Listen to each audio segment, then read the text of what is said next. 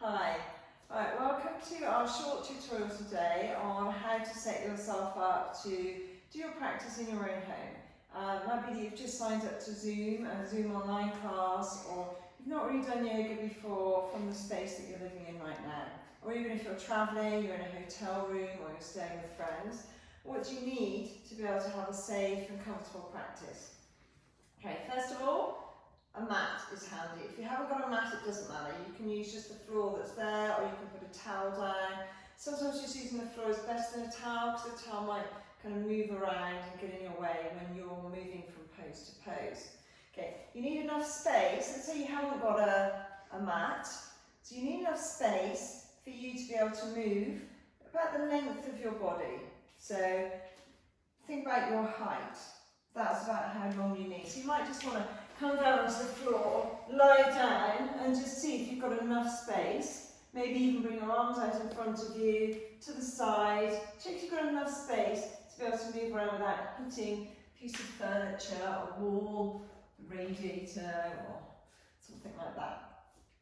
Okay, what else do you need? You need comfortable clothes. It doesn't really matter what you're wearing. You're in your own house. You can do it in pyjamas if you want, but you want something that's comfortable, something that's going to allow you to move around from poses to poses.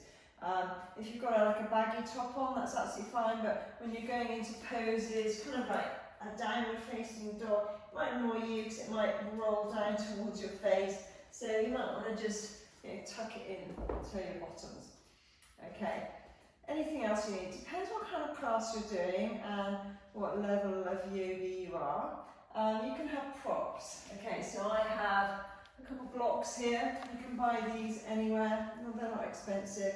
Cork one, slightly heavier, a little kind of foam one, nice and light. But if you haven't got any of that, you can use a book. Just grab a big book and have a book to use. So, a strap. Okay, straps are quite useful again, particularly if you're new to yoga or if you're doing a yin class. We often use straps. And if you haven't got a strap, it doesn't matter. You could use the cord from your dressing gown. You can use a belt. Just anything really that's kind of roughly about its length. Okay, what else?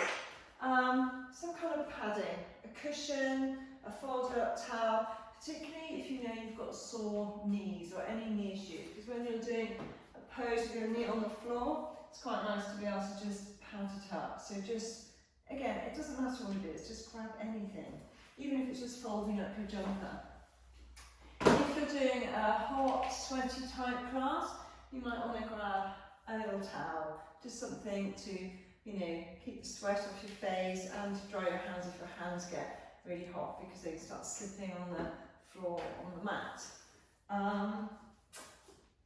Last thing, you just need space to be able to move. Arms up, arms to the side.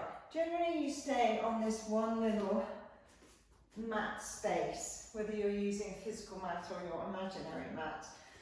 If you're doing a class and the arms have to go out, but you know you're going to do that and hit a wall, take the arms up in front of you. There we go, that really is about it. If you're doing a yin class, make sure you've got your props ready, make sure you've got something warm and comfortable, because your body temperature can drop and you can be quite cool when you're doing yin poses, when you're kind of lying quite well on the floor. Same with meditation, make sure you can make yourself comfortable and warm. Adjust the lighting in the room to suit you, put music on if you want music, and enjoy your practice. Thank you.